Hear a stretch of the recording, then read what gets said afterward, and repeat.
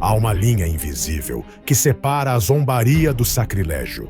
É uma linha que a maioria das pessoas não consegue ver, traçada com uma tinta que só é visível sob a luz do sagrado. É uma fronteira, não como a que se desenha em um mapa, mas como a que existe na orla do oceano, uma zona de impacto onde um mundo encontra outro, um mundo imenso, poderoso e indiferente aos nossos desejos. O homem antigo entendia isso. Entendia que o sagrado não é sinônimo de seguro. Entendia que o poder divino é como o fogo. Você pode cozinhar seu alimento com ele, ou pode queimar sua casa até os alicerces. É uma força da natureza, e como toda força, tem regras. Mas cruzar essa linha invisível não requer vê-la. Requer apenas um tipo particular de arrogância. Uma confiança cega de que existe apenas o mundo que podemos tocar, que tudo o que não podemos medir é uma ilusão, que o sagrado é uma brincadeira inventada por homens fracos. E as consequências dessa travessia não são um debate teológico, são absolutas, mecânicas e indiferentes ao arrependimento. Esta é uma história sobre essa linha e sobre o preço de cuspir sobre ela. Começa, como tantas coisas, com um homem que caminha sozinho.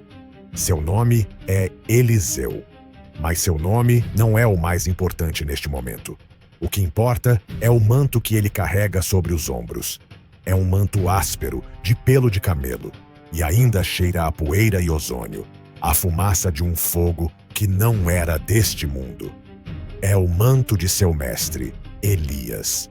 E Eliseu é um homem em estado de choque. Acaba de presenciar o impossível. Dias antes, na outra margem do Rio Jordão, após implorar para que não o abandonasse, viu seu mestre, seu mentor, o único pai que realmente conhecia, envolto em um redemoinho. Viu um carro de cavalos de fogo, um veículo da eternidade, descer e levar Elias vivo ao céu. Viu o que nenhum mortal deveria ver. Viu a dobradiça da realidade abrir-se e fechar-se. Está de luto, mas seu luto está misturado com um terror sagrado. Herdou uma porção dupla do espírito de seu mestre. E neste exato momento, essa herança não parece um presente. Parece uma montanha de chumbo esmagando seus ombros. É uma autoridade que não pediu. Uma solidão que não consegue compreender. O poder é novo nele. É cru, não testado. Foi real o que viu? Ou foi o sol do deserto? A prova é imediata. Ele se posiciona diante do Rio Jordão, o mesmo obstáculo que o separava de sua antiga vida. Toma a capa que Elias deixou cair. Bate-a contra a água e grita: "Onde está o Deus de Elias?" É uma pergunta desesperada, a pergunta de um órfão. E o rio responde. As águas se partem ao meio, empilhando-se à sua esquerda e à sua direita, como fizeram uma vez por Moisés. E Eliseu caminha sobre terra seca. Sua pergunta foi respondida. O Deus de Elias está agora com ele. Os outros profetas, que observavam à distância, veem. Correm ao seu encontro e caem de rosto no chão. Reconhecem a verdade. O espírito de Elias, o espírito do fogo, do juízo e do poder, agora repousa sobre Eliseu. Nesse instante, Eliseu deixa de ser um aprendiz. Torna-se a única voz verdadeira de Deus em uma terra que esqueceu como ouvir. É o embaixador plenipotenciário de um rei em um território que se declarou em rebelião. Sua jornada não é um passeio sem rumo. Ele não está vagando em sua dor. Seu primeiro ato como profeta ungido é uma declaração. Ele se dirige a um lugar específico, um lugar perigoso, um lugar que representa tudo o que seu mestre combateu. Ele se dirige a Betel. Betel não é uma cidade qualquer. É uma ferida purulenta no coração da nação de Israel. É um símbolo de traição. Anos atrás, quando o reino se dividiu em dois após Salomão, o rei Jeroboão do Norte teve um problema político. O centro de adoração do seu povo continuava sendo Jerusalém, no Reino do Sul. Temia que, se seu povo fosse a Jerusalém para adorar, seus corações se voltariam para o rei do sul. Sua lealdade se dividiria. Assim, Jeroboão tomou uma decisão política brilhante e teologicamente desastrosa. Disse: "É muito subir a Jerusalém." E para resolver esse problema, criou uma nova religião estatal. Estabeleceu 2 centros de adoração rivais. E um deles, o principal, ficava em Betel. Lá, para que o povo tivesse algo visível para adorar, algo parecido aos deuses do Egito que seus antepassados conheciam, ergueu um bezerro de ouro. Contaminou o sacerdócio, nomeando homens que não eram da tribo de Levi, qualquer um que pudesse pagar o preço. Criou seus próprios festivais, seus próprios rituais. Betel, portanto, não é apenas um conjunto de casas e mercados. É a capital da apostasia. É o Vaticano da heresia.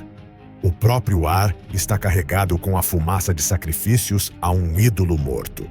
É uma cidade que fez do desprezo pelo Deus invisível sua política de Estado. É um lugar onde os verdadeiros profetas, como o mestre de Eliseu, Elias, são vistos como inimigos públicos, como agitadores, como terroristas que ameaçam a estabilidade do regime. É o lugar que patrocina suas próprias escolas de falsos profetas. Centenas de homens com túnicas que dizem exatamente o que o rei quer ouvir.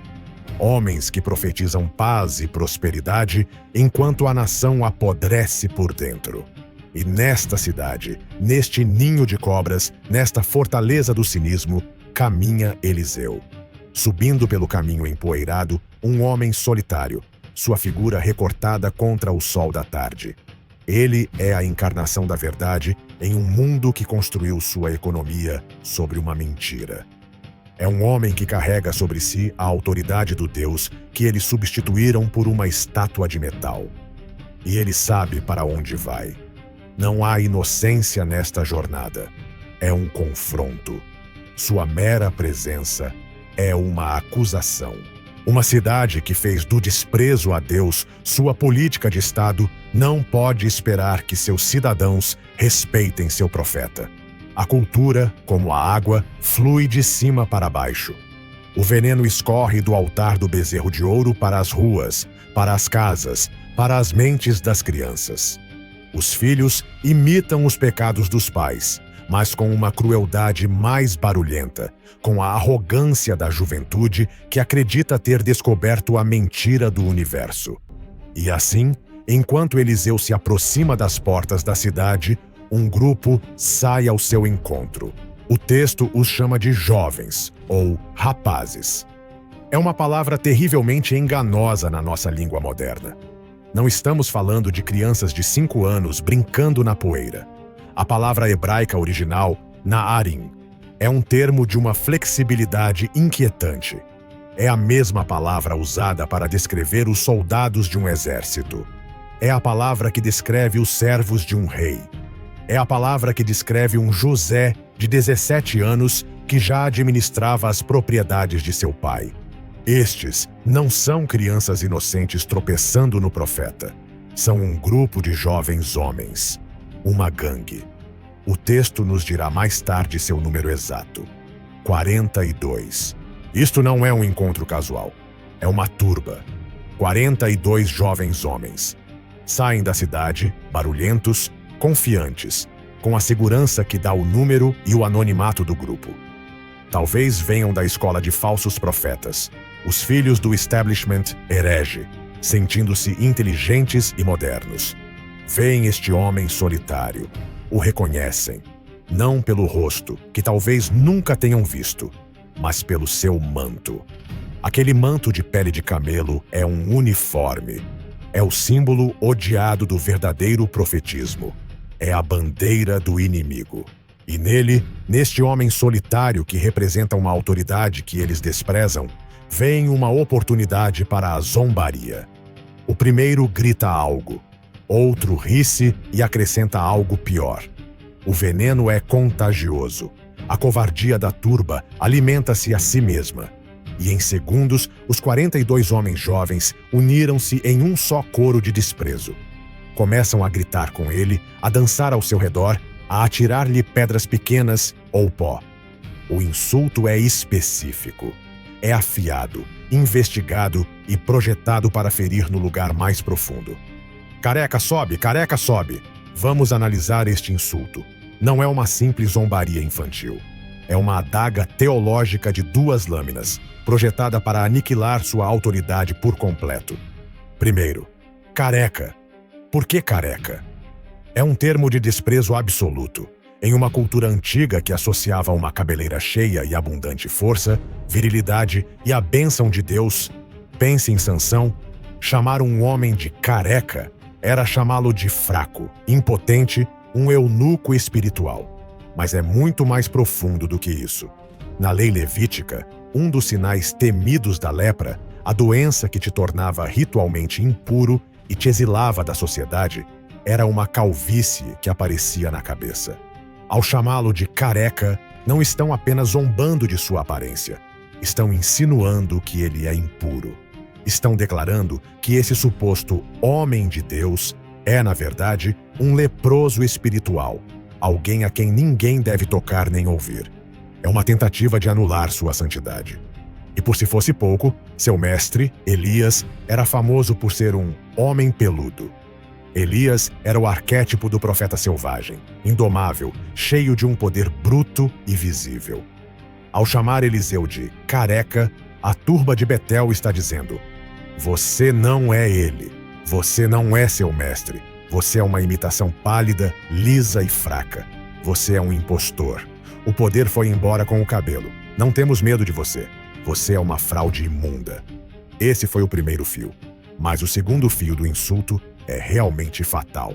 Suba. O que significa suba?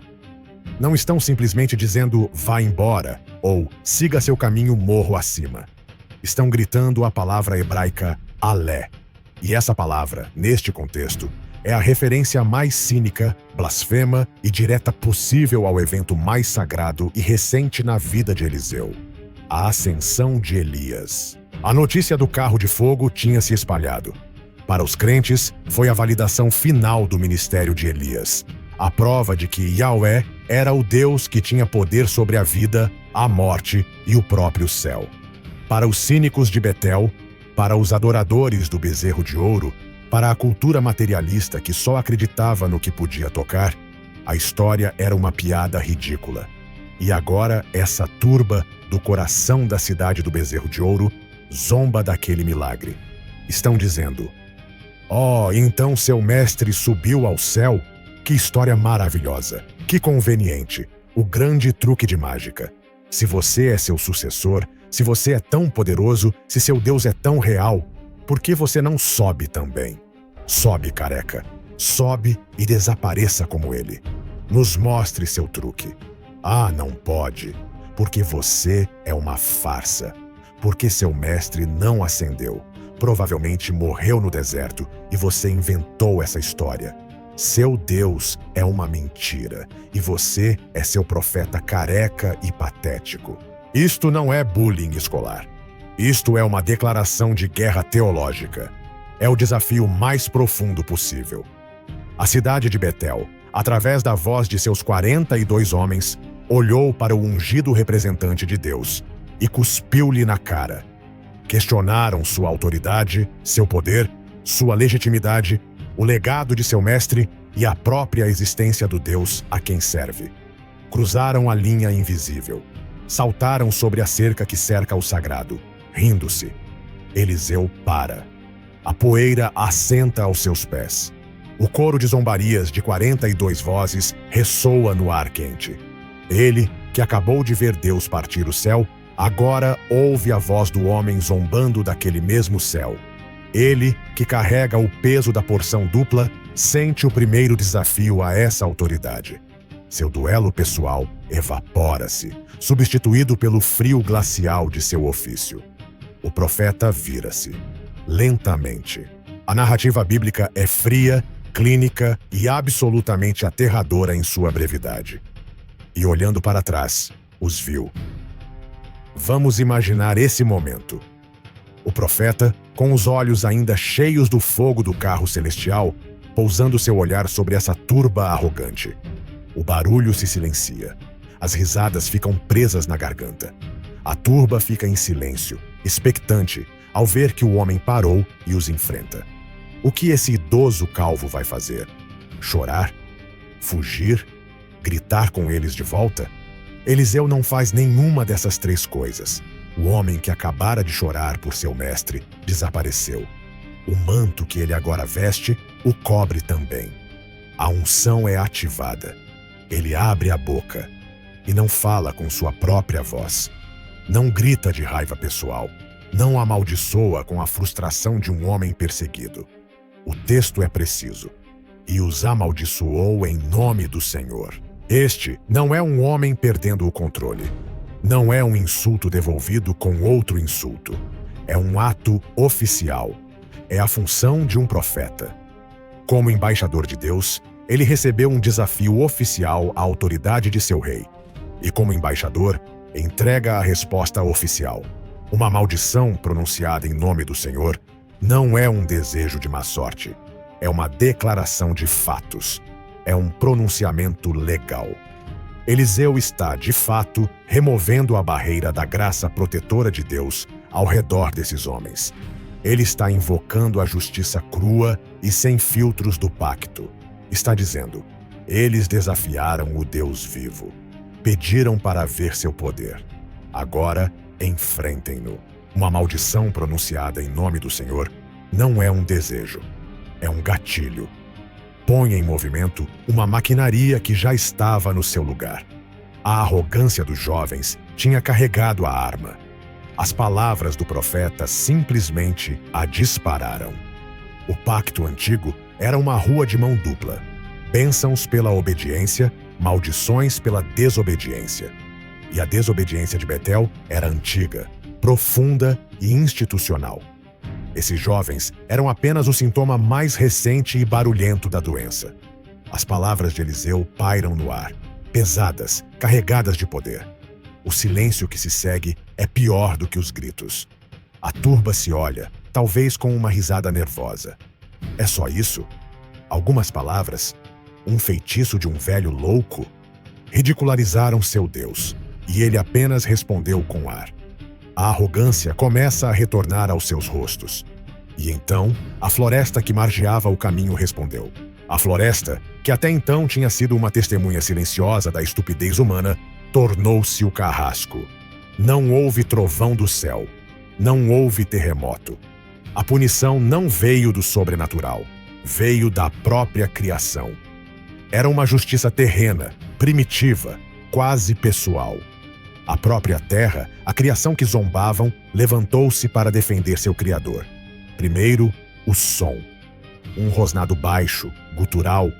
Um som que não pertence a uma estrada movimentada. O estalido de vegetação pesada sendo afastada. A turba congela. Não é o som de um cervo ou de uma raposa. É um som de poder, de peso, de respiração quente e de uma fome antiga. E então, saíram. 2 ursos. O texto é deliberadamente específico. Não um urso. 2. E não ursos. Ursas. Feminino. No mundo antigo, todo mundo sabia o que isso significava. Um urso macho pode atacar se for provocado. Mas uma ursa é um demônio. Uma ursa que perdeu seus filhotes ou que simplesmente teme por eles. Não é um animal. É uma encarnação da fúria. É a criatura mais implacável, irracionalmente violenta e territorial da floresta. Deus não enviou um leão, que mata com um propósito. Enviou ursos, que matam com fúria. A cena se dissolve em um caos absoluto. O grupo de 42 homens, tão valentes um momento antes ao enfrentarem um único profeta desarmado, se desintegra. A arrogância se transforma em um grito agudo de terror. O pânico os domina. Gritam. Correm em todas as direções. Mas não há para onde fugir. Os animais são mais rápidos, mais fortes e estão impulsionados por um instinto assassino que, naquele momento, é também um instrumento da justiça divina. É a natureza corrigindo uma anomalia. É a criação se purgando da blasfêmia. A narrativa é novamente brutalmente clínica. Não se deleita na violência, simplesmente a registra. E 2 ursos saíram do monte e despedaçaram 42 rapazes deles. Despedaçaram. É uma palavra horrível. Não diz mataram. A palavra hebraica sugere uma rasgadura violenta. Sugere um ato de desmembramento, de violência avassaladora. É a fúria da natureza desatada. E o número, 42. A precisão é o que gelava o sangue. A maldição não foi um acidente. Não foi um encontro casual com animais selvagens. Foi um julgamento cirúrgico. A mesma quantidade de homens que haviam se unido na zombaria, agora estavam unidos na morte. Os que haviam gritado, "Suba!", foram arrastados ao pó por garras e dentes. O chão ficou tingido de vermelho.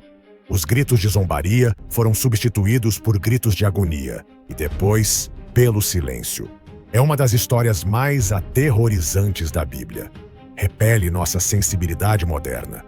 Queremos um Deus que seja só amor, só paciência, só graça. Queremos um profeta que coloque a outra face, que perdoe seus perseguidores.